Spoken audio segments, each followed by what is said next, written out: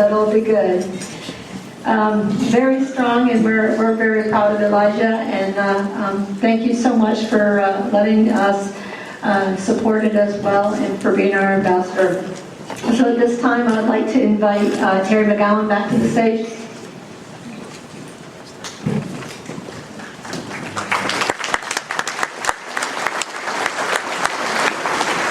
Well, hello again. Juliana is our triple winner ambassador affiliated with the Children's Cancer Foundation. Juliana is 13 years old, and she's in the 8th grade. She enjoys reading, playing video games, swimming, making crafts, and playing with her dog, Maddie. Juliana also likes cooking and baking. So we got 2 aspiring chefs in the room. I'm thinking maybe we invite them back and have a little cook-off. What do you think? She wants to be a chef and open her own restaurant when she grows up. It's my distinct pleasure to invite Juliana and her family to the stage. Let's give them a warm welcome.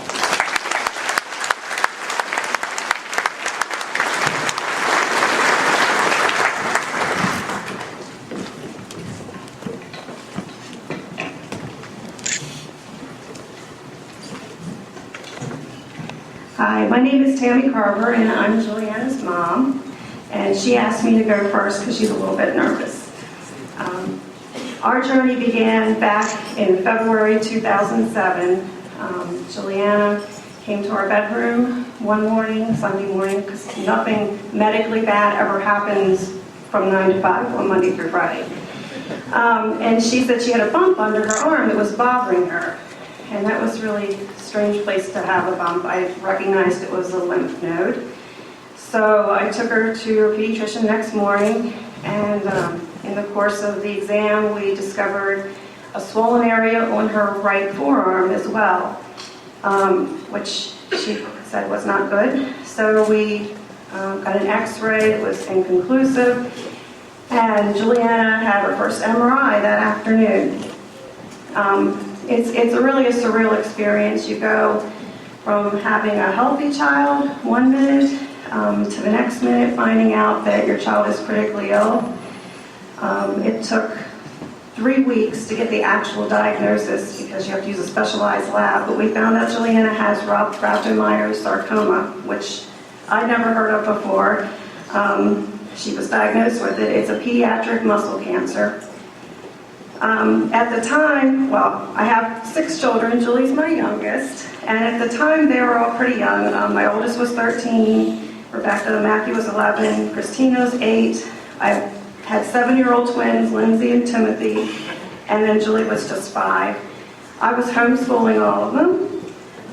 We were in the midst of finishing building a new house, and I was packing to move. So things always happen at the most incredible time. Unfortunately, we had family nearby, and they could help with babysitting.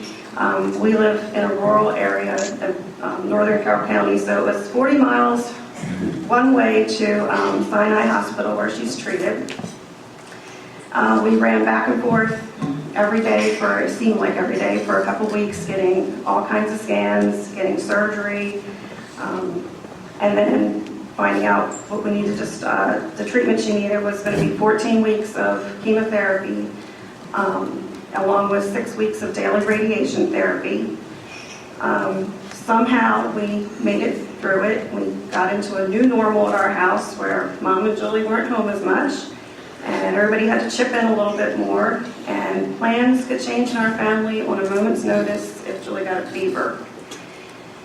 A year later, she completed her treatment and she was cancer-free, and life started gradually getting back to normal. Over the next 3 years, she remained cancer-free, and except for going in for scans and blood work every 3 to 4 months, it was pretty much back to normal. Then in March 2011, she found another lymph node, this time in her groin area, and we found another tumor in her thigh. She had relapsed. The new protocol called for even more chemotherapy.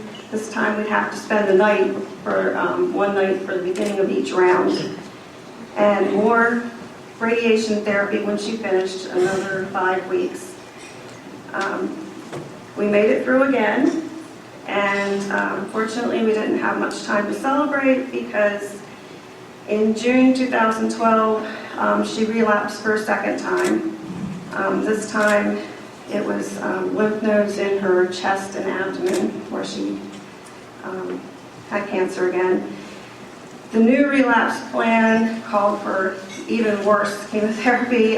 This time we were going to have to be inpatient for a whole week for each round, which was really hard when everybody in our family was especially hard on Julie because she really, really missed everyone when we were there.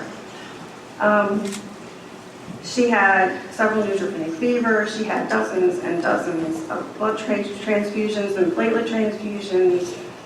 Terrible nausea that it took 6 different nausea medicines combined to stop. Neuropathy, electrolyte wasting. It seemed like at the time, or a lot of months probably was true, we spent more time at the hospital than we did at home. On weeks we weren't inpatient, we were there at least twice a week getting transfusions and blood counts and checkups. After we finally finished those 12 rounds, she had to get 10 weeks of radiation therapy, 5 to the chest and 5 to the abdomen. They did them back to back. So Juliana got radiation therapy the summer of 2013, literally every single day of her summer vacation. Afterwards, we decided to start trying some maintenance chemotherapy to try to keep it from coming back again. And we did a combination of daily oral chemo and every other week IV chemo. She was still getting the maintenance chemo when she relapsed for the 3rd time in March 2014, last March. And by this time, she'd been almost continuously on chemo for 3 years. Her bone marrow was shot. So we didn't have a whole lot of chemo options left to us. Fortunately, if you want to call it fortunate, it was operable this time. It was in her right eye orbit, and one of the little muscles that controls your eyelid moving. And most of it was surgically removed. They couldn't get margins without destroying the muscle, but they got everything else. We did 2 more rounds of chemo, but this time we did outpatient because Julie told her oncologist she didn't want to be inpatient anymore. So we did it outpatient, and then we did 5 more weeks of radiation, and she could so relate to the whole mask over your face, held down to the table, can't move a muscle while you're getting that radiation therapy because hers was to the eye, it was right next to her brain. We finished all of that, and then we changed her maintenance chemo protocol around, different drugs. We also started some mistletoe injections. We started trying some other things. Next Tuesday will actually be a year since her last relapse, and she is cancer-free right now.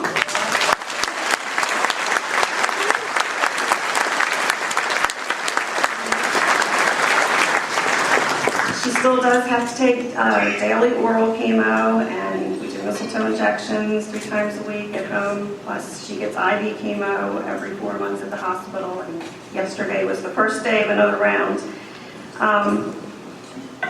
During our family's 8-year journey, there have also been some positives. Countless friends and family have made us dinner, babysat, taken Julie and her brothers and sisters places, given them gifts.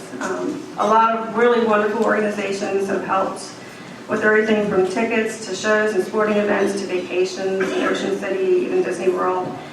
And our kids have all grown up spending a lot of time at the hospital, playing with children who are sick and injured, so it's made them into more caring, compassionate people, now with their teenagers and young adults. And it's also brought our family a lot closer together and made us stronger. 2 of Juliana's 4 cancer protocols were actually clinical trials, and even so, none of the chemotherapy drugs she's taken over the years, and there have been a lot, were actually developed for rhabdomyosarcoma or even for pediatric use. Pediatric cancer research receives so little public funding, and that makes what you all are doing, what Giant's doing, really, really important. Your contributions and your hard work are going to really make a difference for brave children like my daughter. And she has a little speech she'd like to give. So I'm going to let her. Do you want to share? Can you reach? I don't know. I guess. Hi, my name is Juliana Carver, and I am 13 years old. I am homeschooled and I'm in the 8th grade this year. I like playing video games, swimming, making crafts, baking, and cooking. I also really love playing with my little dog, Maddie. When I was in the hospital after relapsing the second time, my dad asked me if I had 3 wishes, what would they be? I said, never to have cancer, $1 billion, and a dog. Okay. The day after I got out of the hospital, we went to the SPCA and adopted a little Shih Tzu named Maddie. So I got one of my wishes right away. When I grow up, I want to be a chef and open my own restaurant. My favorite foods are seafood and anything with barbecue sauce on it. Like barbecue ribs, barbecue chicken, and pulled pork. I also really like baking cakes and cookies, and then eating them. I was only 5 years old when I found out I had cancer. I showed my parents a bump under my right arm that was bugging me. The next morning, my mom took me to the doctor, and that afternoon, I had my first MRI. The next day, my parents told me the bumps under my arm and my forearm were cancer. I really didn't understand exactly what it was back then.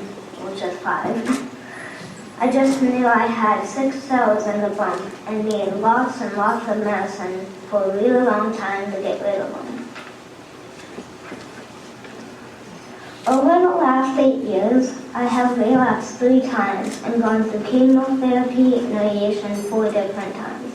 I remember when I found out I had relapsed the first time, after crying for a couple minutes, I dried my eyes and said, well, at least I know what I have to do to get rid of it again.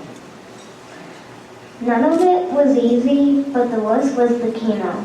After my second relapse, I had to be inpatient for a whole week for each of the 12 rounds. My mom stayed with me, but I would really miss my sisters and brothers and my dad and my dog. Everyone would come to the hospital to visit. Even my dog Maddie was allowed to come visit me in the lobby. But it wasn't the same as being home.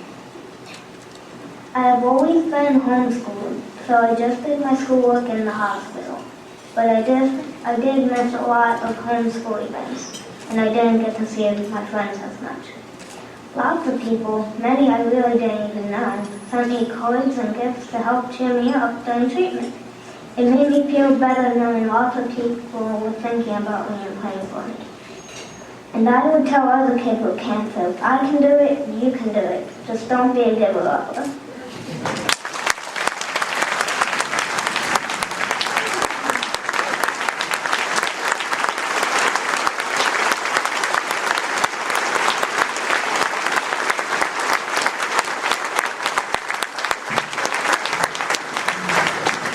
I think that sums it up. Don't be a giver-upper.